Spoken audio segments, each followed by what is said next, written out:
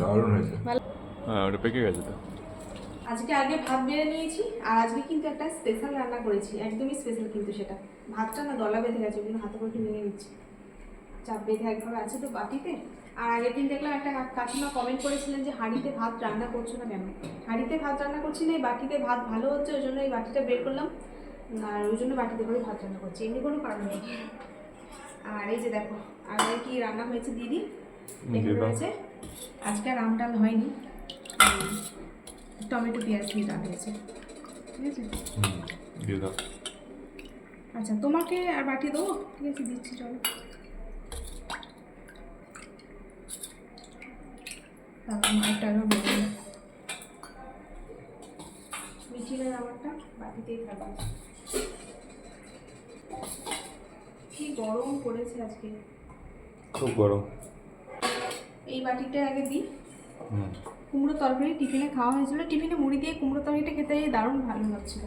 আমি তো একদম গরম গরম খেলাম। হ্যাঁ তুমি দারুণ লেগেছিল, একদম গরম ছিল।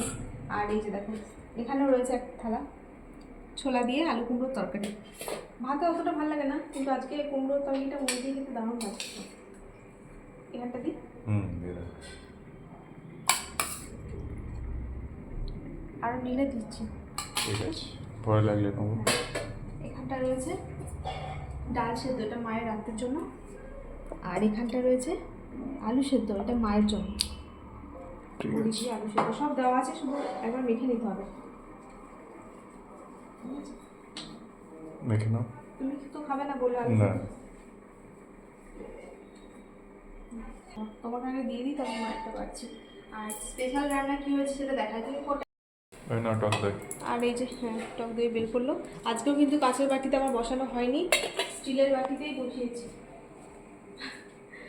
আর এই যে দেখো স্পেশাল রান্না বলতে কি, এই যে দেখো, এই দেখো স্পেশাল রান্না হলো চিকেন। চিকেনটা আসলে স্পেশাল নয়, এটা একটু স্পেশালভাবে রান্নাটা করেছি। কাঁচা আম পোড়া কাসুন্দি দিয়ে চিকেন রান্না করেছি, অনেকেই রান্নাটা করছে, তো আমি ভাবলাম যে আমি আজকে রান্নাটা করি। দেখতে তো দারুণ হয়েছে। খেয়ে দেখো খেতে কেমন হয়েছে। খেতেও সুন্দর এই হবে। যে ঠিক আছে, খেতেও দারুণ হবে। হ্যাঁ আমি টেস্ট করার সময় যেটা বুঝলাম, মানে লবণ টেস্ট করার সময় খেতে বেশ ভালো হয়েছে। আর হচ্ছে আমি একটু ভয় ভয় ছিলাম, মানে খেতে কেমন হবে, খেতে কেমন হবে, তো খেতে বেশ ভালো হয়েছে।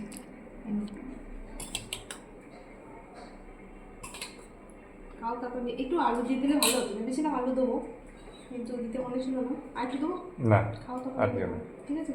তো এই হয়েছিল আজকে দুপুরে তুমি এখন মুড়ির জন্য ছোলা সেদ্ধ হয়েছিল, সেই ছোলা হয়েছে। আগের দিনে ডিম খেলে প্রথমে খেতে বসে, তো একটা দিদিভাই কমেন্ট করেছে দাদা আগে ডিমটা খেয়ে নিল ভাত খেতে বসে।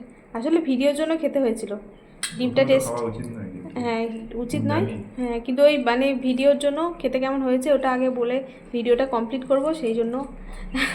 কুমড়ো তরকারিটা খুব ভালো হয়েছে। হ্যাঁ আগে সকালে মুড়ি দিয়ে খেলাম গরম গরম, ঠান্ডা হয়ে গেছে তাও ভালো লাগছে। এক একদিন ভালো হয়, এক একদিন ভালো হয় না। মিঠি তুমি তোমার চিকেনটা কতটা নেবে নিয়ে বসে পড়ো। স্পেশাল আইটেমটা খেয়ে নিই। স্পেশাল আইটেমটা চিকেনটা খেয়ে দেখো তো, দেখতে তো বেশ ভালো হয়েছে। আমি একটু চিন্তায় ছিলাম রান্নাটা করার আগে, খেতে ভালো হবে, কি বলিস? মিঠি কি বলছিস বাবাকে?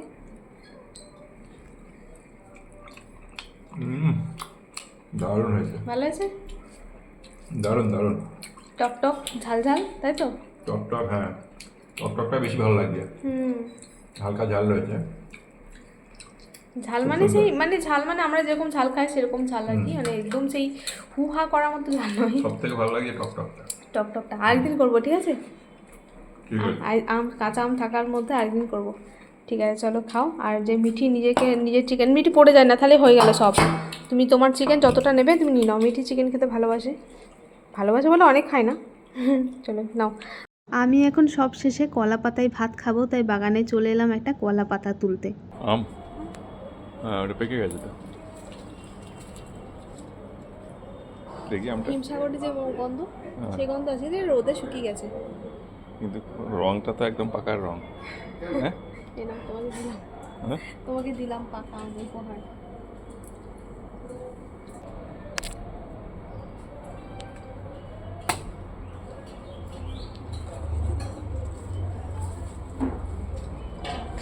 পাকা আমটা নিয়ে চলো। গাছের পাকা আম, হিমসাগর আম, তাই বলো। হিমসাগর আম। আমটা দেখাও হাতে করে ভালো করে। গাছ পাকা হিমসাগর। গাছ পাকা না রোদ পাকা সেটা আমি জানি না, না, গাছেই তো পেকেছে। হলুদ যখন হয়েছে তখন গাছ পাকাই বলবো। চলো কাটি। এই গাছের প্রথম আম। এ বাবা, এটা কি?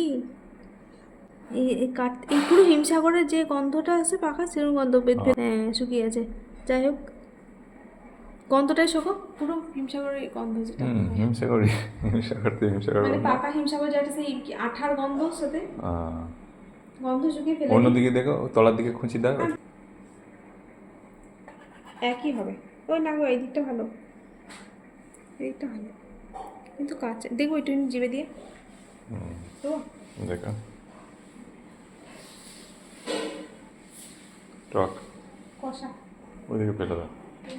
হ্যাঁ, হ্যাঁ সে কেমন পোকা, যে মানে শুকিয়ে গেছে বলে এরকম হয়ে গেছে।